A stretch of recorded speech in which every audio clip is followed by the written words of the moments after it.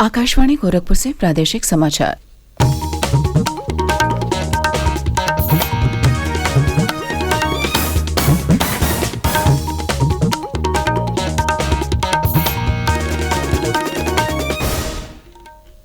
नमस्कार, समाचार बुलेटिन के साथ मैं शिवानी अरोरा। पहले मुख्य समाचार। प्रधानमंत्री नरेंद्र मोदी ने कल अयोध्या में किया महर्षि वाल्मीकि अंतर्राष्ट्रीय एयरपोर्ट का उद्घाटन।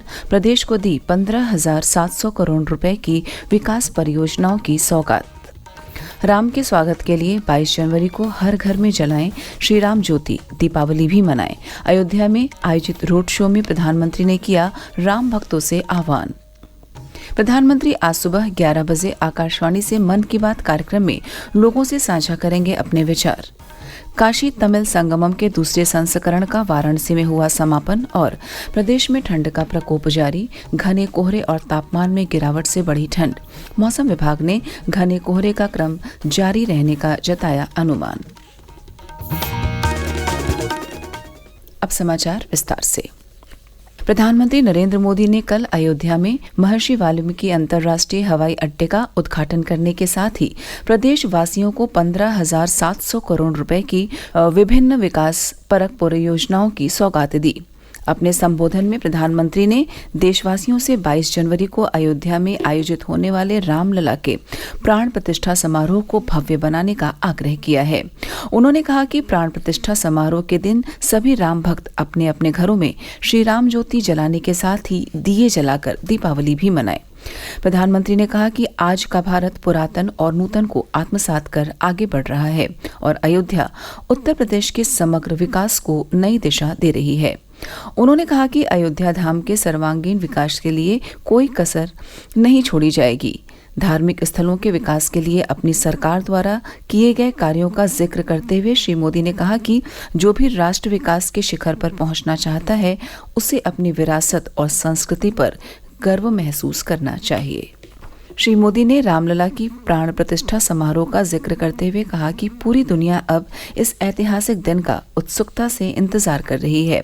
उन्होंने कहा कि हर व्यक्ति उस शुभ अवसर पर अयोध्या आना चाहता है, लेकिन ऐसा संभव नहीं हो पाता है।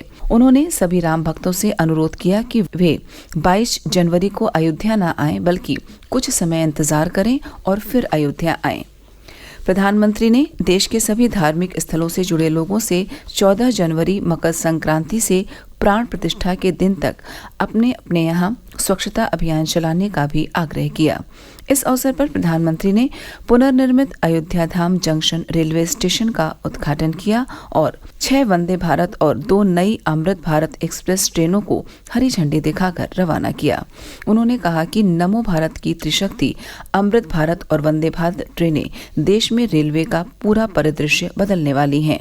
इस अवसर पर अपने संबोधन में मुख्यमंत्री योगी आदित्यनाथ ने कहा कि नए भारत में नई अयोध्या का स्वरूप नित भव्य और दिव्य हो रहा है। इसके लिए उन्होंने प्रधानमंत्री के मार्गदर्शन के लिए उन्हें धन्यवाद ज्ञापित किया।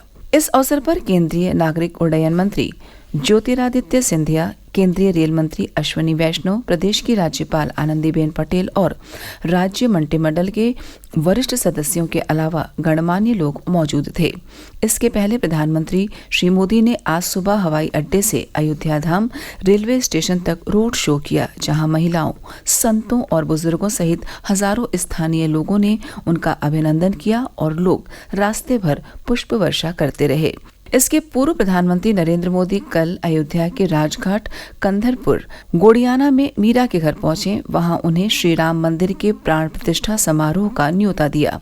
मीरा उज्ज्वला योजना की 10 करोड़वीं लाभार्थी भी हैं। इस दौरान प्रधानमंत्री ने वहां चाय पी और घर के लोगों से संवाद किया। उधर देर शाम उत्तर प्रदेश सरकार ने मीरा को मुख्यमंत्री जन आरोग्य योजना का लाभ देने का निर्णय लिया है। इस संदर्भ में प्रदेश सरकार की ओर से कार्यवाही प्रारंभ कर दी गई है। जल्द ही मीरा को आयुष्मान कार्ड निर्गत कराया जाएगा। प्रादेशिक समाचार आप आकाशवाणी गोरखपुर से सुन रहे हैं। यह समाचार बुलेटिन हमारे YouTube channel AIR news Gorakhpur और ट्विटर हैंडल AIR न्यूज_GKP पर भी उपलब्ध है। प्रधानमंत्री नरेंद्र मोदी आज आकाशवाणी से मन की बात कार्यक्रम में देशवासियों के साथ अपने विचार साझा करेंगे। यह इस कार्यक्रम की 108वीं कड़ी होगी और इसका प्रसारण आकाशवाणी तथा दूरदर्शन के समूचे नेटवर्क पर सुबह 11 बजे से किया जाएगा। यह कार्यक्रम प्रधानमंत्री कार्यालय, सूचना और प्रसारण मंत्रालय तथा डीडी न्यूज के यूट्यूब चैनलों पर भी उपलब्ध होगा। काशी तमिल संगमम के दूसरे संस्करण का कल वाराणसी के नमो घाट पर समापन हो गया। केंद्रीय शिक्षा राज्य मंत्री सुभाष सरकार ने समापन समारोह में भाग लिया। इस अवसर पर श्री सरकार ने कहा कि काशी तमिल संगमम ने दोनों संस्कृतियों को मिलाने का जो काम किया है वह काफी अद्भुत है। इस पहल से एक भारत श्रेष्ठ भारत की संकल्पना को मजबूती मिलती है। समापन समारोह के अवसर पर सांस्कृतिक कार्यक्रम भी पेश किए गए। 14 दिवसीय आयोजन के 13वें दिन तक 1400 डेलीगेट्स ने काशी, अयोध्या और प्रयागराज का भ्रमण किया। 17 दिसंबर को 200 छात्रों का पहला प्रतिनिधिमंडल बनारस पहुंचा था। नमो घाट पर बनारस घराने और तमिल कलाकारों ने 12 दिनों तक लगातार सांस्कृतिक प्रस्तुतियां दी। केंद्रीय शिक्षा मंत्रालय ने एक भारत श्रेष्ठ भारत कार्यक्रम के तहत आयोजित इस संगमम में वाराणसी आने वाले समूहों में छात्र, शिक्षक, लेखक, किसान, व्यापारी, धार्मिक व्यक्ति और कारीगर शामिल थे। राज्य के अधिकांश जिलों में बर्फीली हवाओं से तापमान में लगातार गिरावट दर्ज की जा रही है और घने कोहरे से आम जनजीवन प्रभावित है। कोहरे से सुबह और शाम दृश्यता कम होने से रेल और हवाई यातायात पर भी प्रभाव पड़ा है। कई ट्रेनें अपने तय समय से विलंब से चल रही हैं। ठंड की वजह से कई जिलों के स्कूलों में अवकाश घोषित कर दिया गया है। मौसम विभाग ने लखनऊ और निकटवर्ती जिलों के अलावा कानपुर, कन्नौज, इटावा, फर्रुखाबाद, वाराणसी, कौशाम्बी, गोरखपुर, पीलीभीत सहित 53 जिलों में घने कोहरे की चेतावनी जारी की गई है।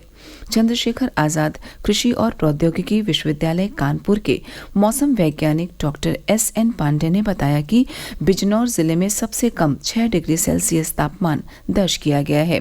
वहीं सहारनपुर में 6.2 डिग्री सेल्सियस तापमान रहा, जबकि लखनऊ में सुबह के समय 16 डिग्री सेल्सियस तापमान दर्ज किया गया। मौसम विभाग ने कोहरे का यह सिलसिला आगामी 2 जनवरी तक जारी रहने का अनुमान जताया है। वहीं नए साल की पूर्व संध्या पर हल्की बारिश हो सकती है। केंद्र सरकार ने मुख्य सचिव दुर्गाशंकर मिश्रा को 6 माह का एक और सेवा विस्तार दिया है। उनका सेवा विस्तार 31 दिसंबर को समाप्त हो रहा था। केंद्रीय कार्मिक एवं प्रशिक्षण विभाग की ओर से जारी आदेश के अनुसार दुर्गाशंकर मिश्रा अब 30 जून 2024 तक इस पद पर बने रहेंगे। मथुरा के वात्सल्य ग्राम वृंदावन में कल साध्वी ऋतंभरा षष्ठी मूर्ति महोत्सव का शुभारंभ हुआ। समारोह में उत्तराखंड के मुख्यमंत्री पुष्कर सिंह धामी ने मुख्य अतिथि के रूप में हिस्सा लिया। उन्होंने कहा कि राम जन्मभूमि आंदोलन के समय हम दीदी ऋतंभरा की क्रांतिकारी प्रवचन सुनकर उत्साह से भर जाया करते थे। आज अयोध्या में जिस भव्यता के साथ राम मंदिर आकार ले रहा है, उसके लिए हुए आंदोलन में उनका बड़ा योगदान है। नन्हे नवजातों को उनका वात्सल्य, स्नेह और प्रेम देना उनके करुणामयी स्वरूप का दर्शन कराता है, जो बड़ा ही सुखद है। राज्यसभा सांसद और भाजपा प्रवक्ता सुधांशु त्रिवेदी ने कहा कि श्री राम जन्मभूमि आंदोलन के अंतर्गत साध्वी ने देश भर में क्रांतिकारी सभाओं के माध्यम से हिंदू समाज को एकजुट किया। इस अवसर पर साध्वी ऋतंभरा के गुरु युग पुरुष स्वामी परमानंद महाराज ने कहा कि अयोध्या आंदोलन में साध्वी ऋतंभरा की बहुत बड़ी भूमिका रही। इनका षष्ठी मूर्ति महोत्सव मनाया जा रहा है। मथुरा के सांसद हेमा मालिनी ने कहा कि मुझे श्री कृष्ण की लीला भूमि में बड़े सौभाग्य से जनता जनार्दन की सेवा का अवसर मिला है। दीदी, माँ का स्नेह मुझे सदैव मिलता रहा। और अंत में इस बुलेटिन के मुख्य समाचार एक बार फिर। प्रधानमंत्री नरेंद्र मोदी ने कल अयोध्या में किया महर्षि वाल्मीकि अंतर्राष्ट्रीय एयरपोर्ट का उद्घाटन। प्रदेश को दी 15,700 करोड़ रुपए की विकास परियोजनाओं की सौगात। राम के स्वागत के लिए 22 जनवरी को हर घर में जलाएं श्री राम ज्योति, दीपावली भी मनाएं। अयोध्या में आयोजित रोड शो में प्रधानमंत्री ने किया राम भक्तों से आह्वान। प्रधानमंत्री आज सुबह 11 बजे आकाशवाणी से मन की बात कार्यक्रम में लोगों से साझा करेंगे अपने विचार। काशी तमिल संगमम के दूसरे संस्करण का वाराणसी में हुआ समापन और प्रदेश में ठंड का प्रकोप जारी।